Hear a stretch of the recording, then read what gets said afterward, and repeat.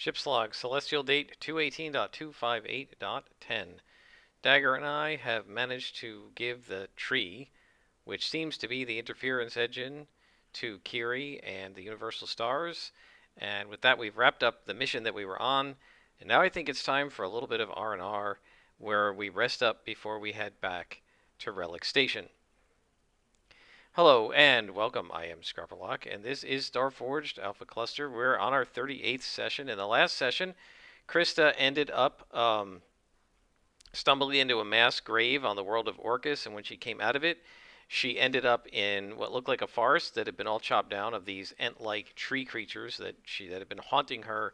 Apparently, were the native denizens of this planet. They were killed by someone who colonized the planet or something. And in the dead forest, all that was left was this one tree, which was interfering with her instruments, and she realized this was the so-called interference engine, this so-called relic, artifact, whatever you want to call it, that that can interfere with the instrumentation and the shield modules and so on of other ships. And it did interfere with our ship, so we're going to need to do some repairing, we're going to need to do some resting, and we're going to need to take Dagger back to Relic Station. So we had quite a harrowing trip through the graveyard world, and then we returned to Wreck with no problem. We got strong hit on fulfilling the vow.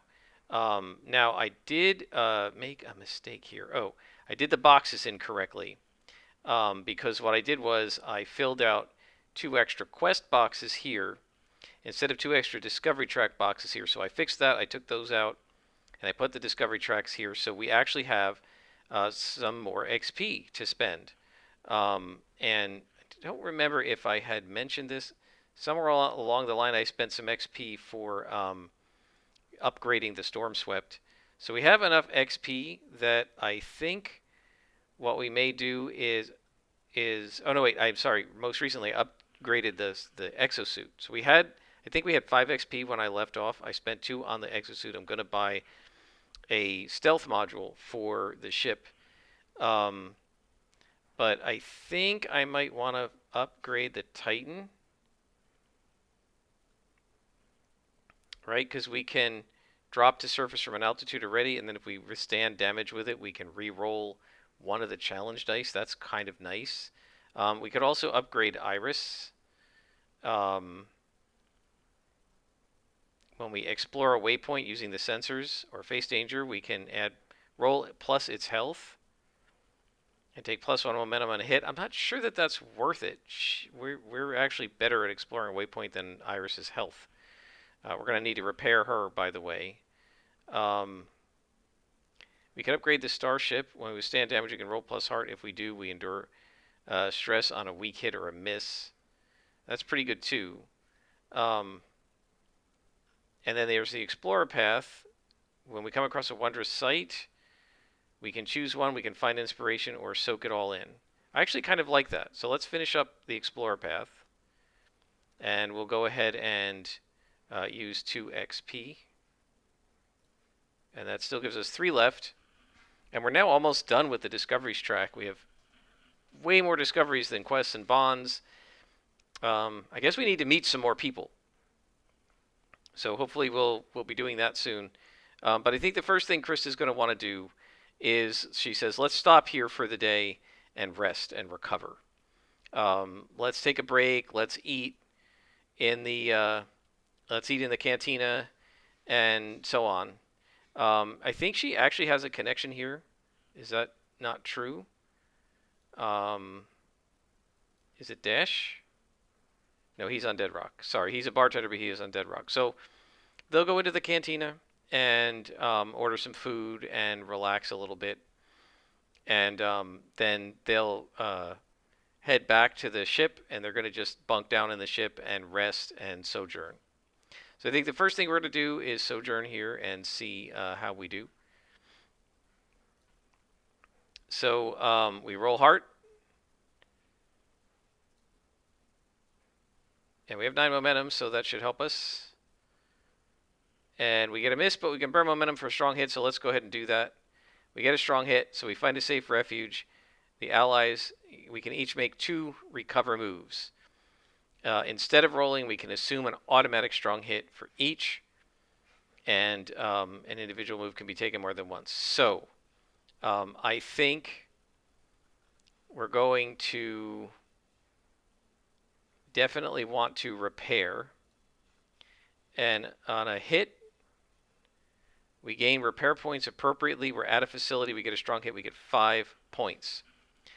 So we can add +1 integrity on a vehicle for 1 point.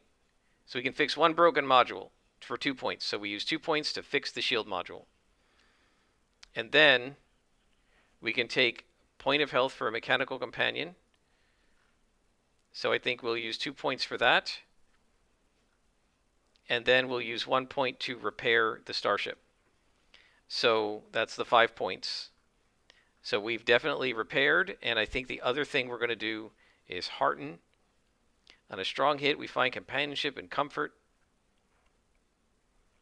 We take +2 spirit. And if we do it as a sojourn, we can take +3 spirit, so it's fine. We only need 2. So we get our spirit back up. So our momentum's not great, but we've got our stats back up, and we fixed a bunch of stuff. And now we're ready to head back to Relic Station. So I think they're going to go back. They spend the night. They go back to the cantina in the morning. Let's just clean that up. And I think we want to see if Chris is going to hear any like rumors about anything. I think she's going to go up to the bartender here, and let's see if we can find a connection with the bartender here. This will be like a new NPC, and maybe he can, help us out. Like we do have a couple of other guys we're working on here, right? So Bandit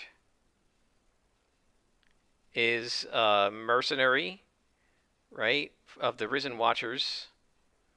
And Harrow, yeah, this is the guy that we had trouble with, right? He actually stole that orb from us. So I think Krista is going to go into the cantina, and she's going to go to the barkeep, and she's going to give him a description of Harrow, and she's going to ask if he knows anything about Harrow. And so we're going to make a connection with the barkeep here on Rec. Okay. And so this is going to be just the barkeep. So let's see if he or she will accept making a connection. So we're rolling heart, and we get a strong hit. We create a connection, give them a roll and a rank, and whenever the connection aids us, and so on. So we get another connection. And so the question is, who's this going to be? So let's check with the oracles. So let's create a name. And the connection's name is Astrid Duval. And I think that sounds like a female. Let's rank her as dangerous. That is, it's going to take like more boxes to make her happy with us. And let's see, what's our first look for her? So she is scarred and poised.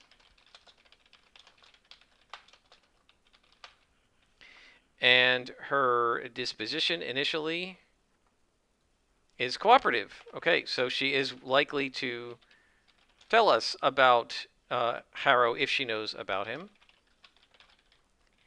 And what's her role? Let's see what this says.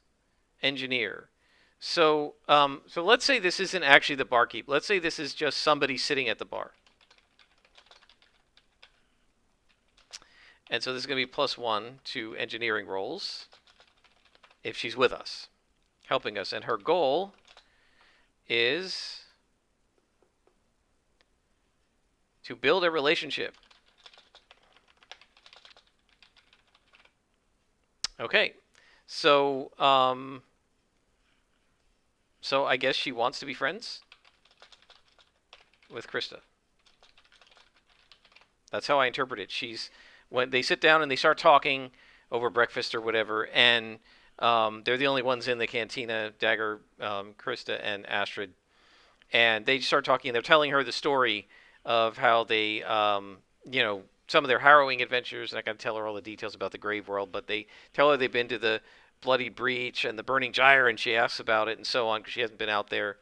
And they talk for a while, and and while they're doing this, Krista says, "Hey, there's this guy I know, goes by the call sign of Harrow, and I don't know what his name is, but he's sort of got this accent, and yeah, I think he kind of stole something from me, and I'm just looking to see if I can find anything about him. Have you heard of this guy?" And I guess this is securing an advantage with sociability. I'm not going to do gather information because, again, to me, searching for clues and conducting investigation with wits means you're the one doing it. But it's really Astrid's wits. She has to recall the information. And then the question is she willing to give that information to Krista? And so we're rolling with sociability. And I know there's nothing in the rules that says this, but because this is a connection that we have determined by random rolls is cooperative, I'm going to add a +1 to this. Because I think it makes sense that a cooperative connection would be much more likely to help you if they can. Now, it may be that she doesn't know the answer to this, but I'm going to add the bonus because I don't know. Maybe it's the old school gamer in me, but I feel like situational bonuses should be a thing in this game, and they're really not, unless they come from an asset. But I think narratively, it works. So we're going to just do a +1.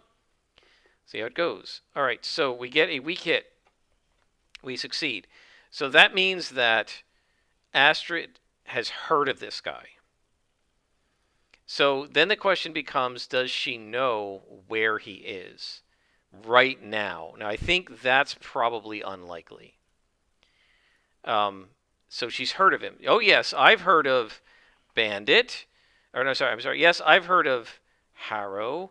He's sort of a day laborer, and yeah, he's kind of a deceitful guy, isn't he? Does he fly that ship called the Shattered Star? Yeah, Krista said. Have you seen it? Do you know anything about it? I think it's unlikely. Well, what do you know? She says, yes, I have seen it. And I know where it is. So let's see. Where did she see it? Did she see it here?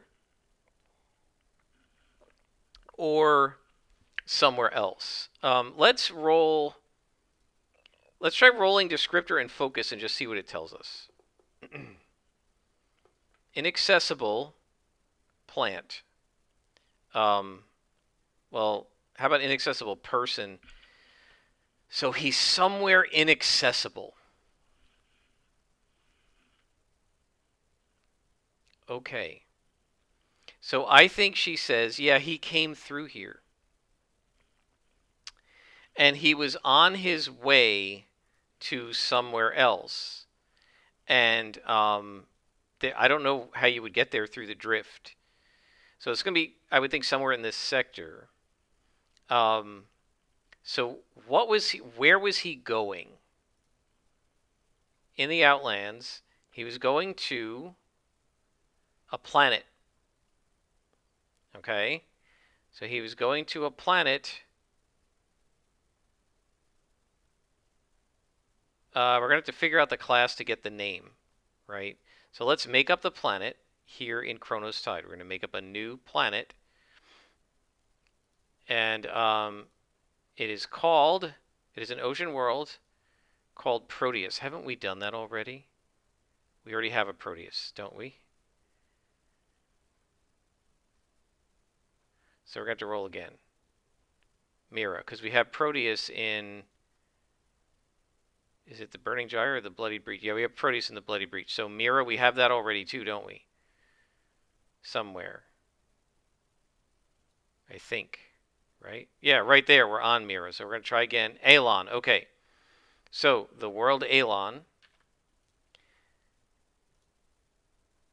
So he's on the world of Alon, or he was going to Alon, which is an ocean world somewhere. And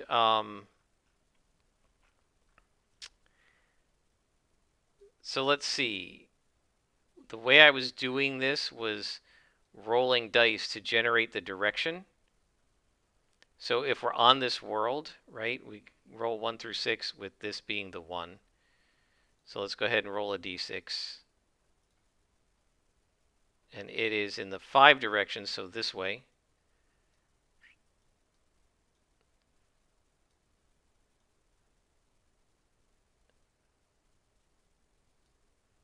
And how many hexes away is it? 1, 2, 3, 4, 5, 6, 7, 8, 9. So I don't know. I think that doesn't make a lot of sense, right? Because this is a known path, so it wouldn't be that hard to get to. So let's try rolling that again and try a different. See if we can get a different number that's maybe a little easier to. 3. Okay, so it's this way. So let's put it down here. So the world of Alon is down here. And she says he's in Alon, but I don't know how to get there. I mean, there's no drift passage that I know of. So it's a little inaccessible. And you might have some trouble to get there. And Krista says, well, I've been to a lot of inaccessible places. I've been all the way down into the Bloodied Breach and the Burning Gyre, so going to the far side of this sector is no problem for me. So they talk for a little while more, and developing the relationship. So I think, making a knowledge roll and asking about it, I think that develops the relationship 1 tick. We won't do any more than that. So we've developed a relationship a little bit. And Krista says, all right, well, thanks for the information. And then she's going to go to Dagger and say, okay, I think we should get you back to Relic. And Dagger says, I totally agree. I'd like to head back. And Krista says, I want to get some upgrades for my ship, too. So they get back into the Stormswept, and they're going to try to fly through the drifts that they know and set a course. So this is a single roll, and we're going to try to set a course for Relic. So rolling supply. We have 4 supply. Oh boy. All right, we get a weak hit. We arrive, but we face a cost or a complication. All right, so I think what happens is they have to do it in several jumps, and it's a bit of a delay. And so we'll just take down 2 momentum. And so she loses some momentum in the trip, but we get to Relic Station, and she brings Dagger back to Zephyr, and Zephyr's like, "My gosh, you guys have been gone for a really long time." And they've been gone for like a month, I think. And she said, "You guys have been gone for a really long time. How did it work out?" And Krista says, "Oh, it worked out pretty well. Except I got bad news for you, Zephyr. I didn't find any new relics." And Zephyr kind of grumbles a little bit, and she says, "Well, at least you got my friend back."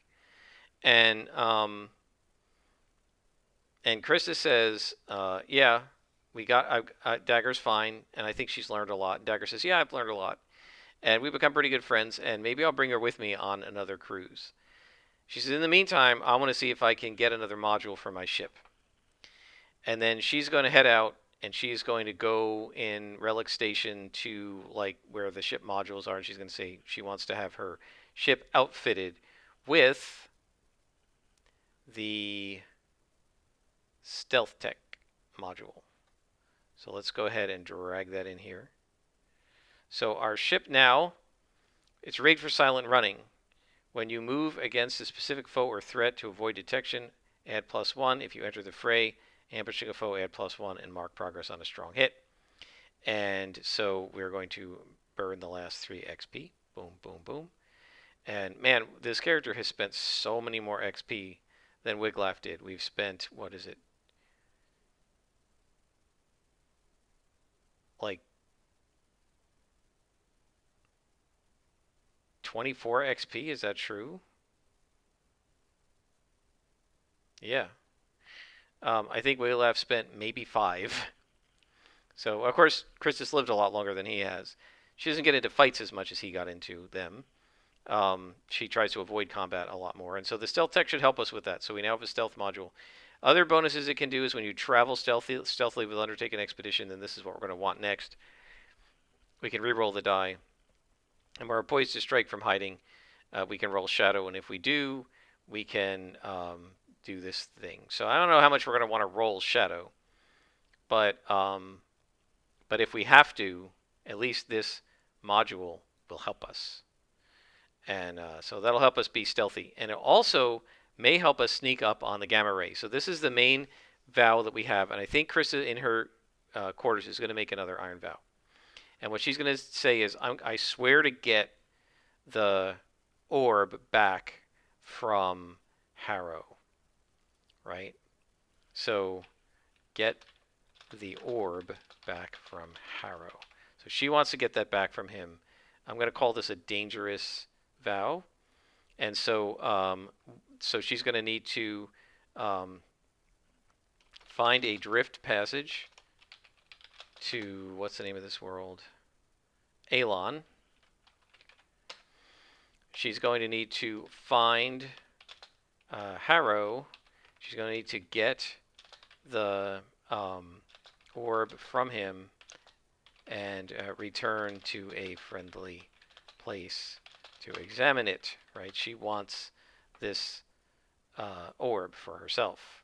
So those are going to be the steps that she has to take. There may be other steps that we have to do as we go. And but she also now needs to try to find and stop the gamma ray. So I think, so this is a dangerous expedition here. So I think a dangerous vow. So I think what she's going to do is she's going to go into Relic Station's archives, and she is going to turn on the computer panel. She's going to sit down and she's going to start doing some research on the gamma ray. And what she wants to know is, what's the pattern that the gamma ray is using? Like, where has it been sighted? Is there like a migration path that it's taking? Is it random? So she is going to try and gather information about this thing. Now, I don't think we have any assets that will help us against this particular creature. So we get a strong hit. We discover something helpful and specific. Okay, so I think that what this means is she discovers that there is a path, that it reoccurs in systems at regular intervals, which means you can predict where it's going to be next. So so wherever it at last was, you can predict where its next spot is going to be. And on top of that, we get a story clue that tells us that it involves a hidden or mysterious person. So what are the odds that the next place the ray is going to be in Alon's system? I think because this was a strong hit, there's a chance. I don't think it's a automatic, but I think it's 50-50. There's a 50-50 chance it's actually going to be here. Yeah. So it turns out. When she predicts where the gamma ray is going to be. I don't have it up here. Wait, creatures. Here we go. When she predicts where the gamma ray is going to be, she calculates that the next time it is going to appear, which is fairly soon, it's going to be at the planet Alon.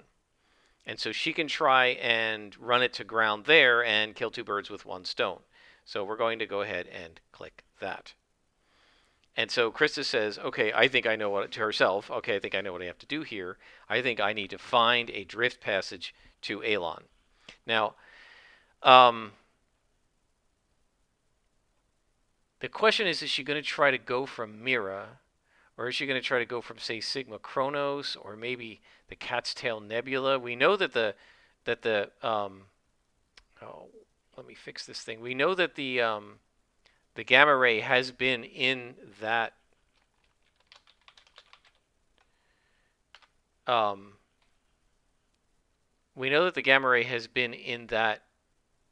that place before. It was there the last time we were there. We now have a shield module and a stealth module to use against it.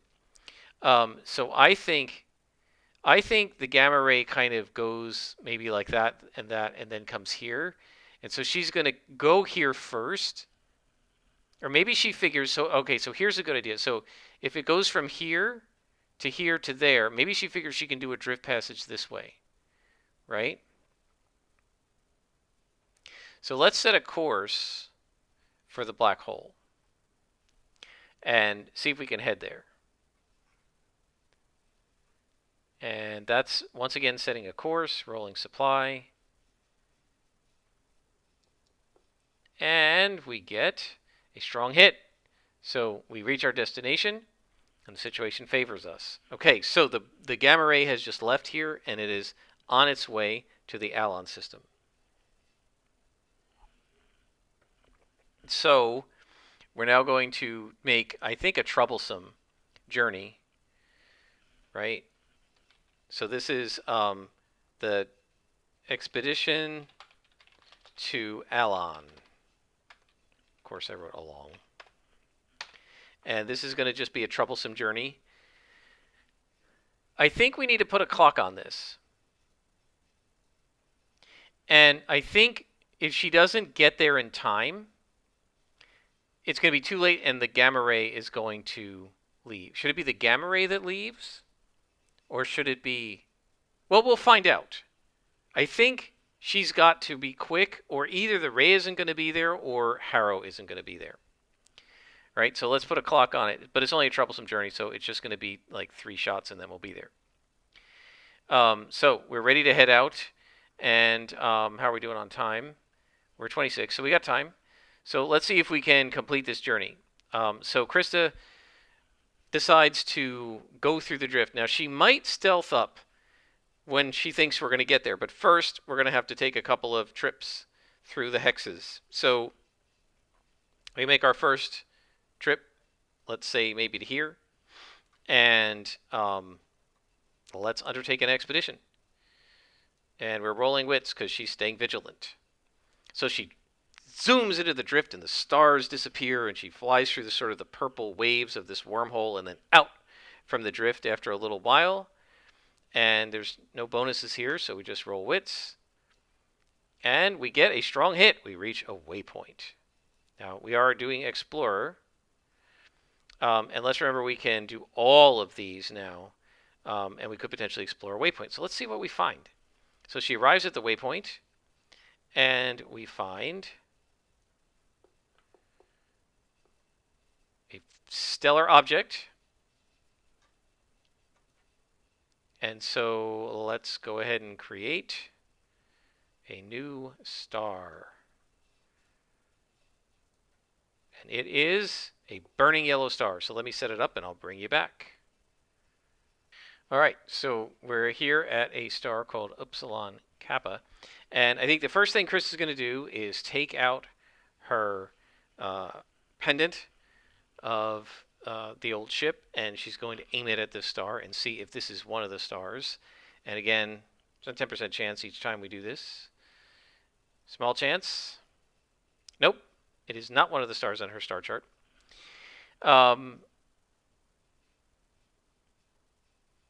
She's curious, so I think she's going to explore the waypoint and just see if there's anything else interesting here.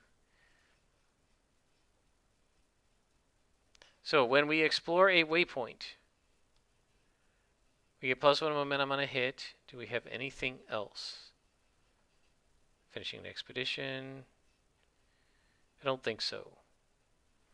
So, right, let's explore the waypoint. And we get a strong hit. We can either find an opportunity and take +2 momentum, or we can mark progress on our expedition. Well, we already have 1 progress. Let's go ahead and mark a 2nd progress because that'll shorten the trip. We only need 1 more waypoint, and then we can go ahead and roll for completion. So let's undertake an expedition again. So Krista doesn't, there's nothing really of interest here, no planets orbiting it or anything. So Krista rests up and then fires up the E drive, and we take another trip. And we haven't failed anything, so no ticks on the progress quest yet, the progress track yet. And we undertake an expedition. And we're rolling. Should we roll Shadow this time? We have this new module. Well, we're not entering the fray, right? So we don't need to do that. So she's just going to go ahead and stay vigilant. Roll wits. Oh boy. Oh, we get a strong hit with an opportunity. I think that means we probably come out at Alon. So we're here, and the question is, are these guys here?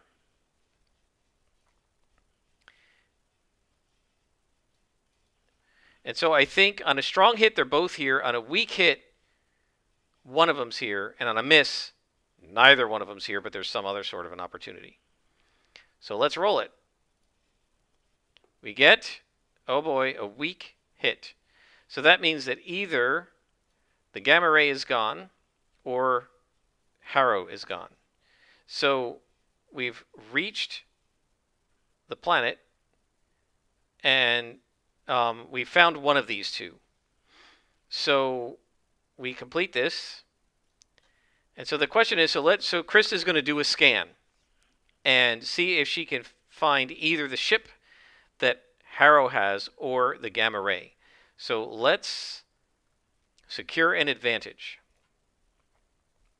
And we're using expertise. And as an explorer, she's at the edge of the system, and she's studying a newfound place from a safe position.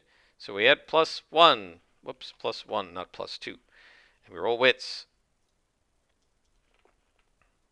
And we get a weak hit. So she succeeds, and she is able to detect one of these two. So I think it's 50-50. Does she detect the gamma ray? Where's the oracle? 50-50. Does she detect the gamma ray? She does not. So the gamma ray is not here, but she detects Harrow's ship, which is called the Shattered Star. She detects his ship in orbit around the planet Alon. And so in terms of progress, we've gained some progress, right? She has found a drift passage. Actually, we've gained 2 progress because she made a drift passage here, and she has found, well, she hasn't found Harrow. She knows he's here, but she's got to find him on the planet's surface if he's down there. His ship is in orbit, so I think she's going to scan it, and she sees there's no life sign, so she's going to have to go down to the surface. So she's going to scan the planet Alon and see what she can find out about it. So let's gather information about it. And we get a strong hit. So this gives us 2 momentum, and we get some specific information. So what atmosphere? It has a thin atmosphere. It has semi-frozen oceans and a large moon causing strong tides. It has a planet-side settlement, which is probably where he is. And its life is extinct. And there are living islands. Well, that doesn't make sense because its life is extinct, so we'll delete that. There are undersea forests. Nope, the life is extinct. Sorry, can't do that. Shallow water plains. That makes sense. Okay. So now we have to figure out the settlement. So let me pause it while I do that, and I'll bring you back. All right, so we're setting up a settlement. This is an orbital settlement. Okay, so there's an orbital settlement where I guess the ship is docked, called Reverie, which has a population of thousands, has industrial architecture, a tolerant authority. And I don't know what the projects or the trouble will be. So she's coming in and she sees this thing in orbit, this station in orbit, the Reverie, or the station Reverie. And so let's drag that onto the map. Boom. And so she sees it, and she gets from the telemetry that it's named Reverie, and she radios in, and she says, Station Reverie, this is the Storm Swept. My call sign is Jackpot. We don't need quick draw right now, right? Because she's not with those other guys. The what's their name? I can never remember the name of these factions. The Risen Watchers. She says, requesting permission to land. And what do they say? Well, actually, they're asking for help. So they actually say, we could use some help. Uh, please come on in. And she says, well, what do you mean you could use some help? What's the matter? And she says, and she hears, there's a betrayal from within. So there's an uprising, and we could really use some help.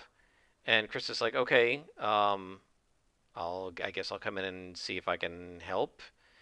But we'll have to find out more about this uprising and what's going on in the next episode. So Krista's on her way to try and dock with this orbital station and figure out what's going on there. And really what she's trying to do is find Harrow. Now, it's possible that this uprising happened because the gamma ray's already been here and it damaged the station. Don't know. We'll have to see what happens next time. So, okay, that's interesting. Some of this I didn't expect. I wasn't expecting to be chasing Harrow around, but that's pretty cool. And we made a little bit of progress on these two quests. No progress on the background vow. Again, one thing I do want to say, guys, is this playthrough is not going to go forever. And so I don't know that this background vow is ever going to be completed because it's going to take, probably 50 or 60 star systems to get enough progress that we could actually complete it.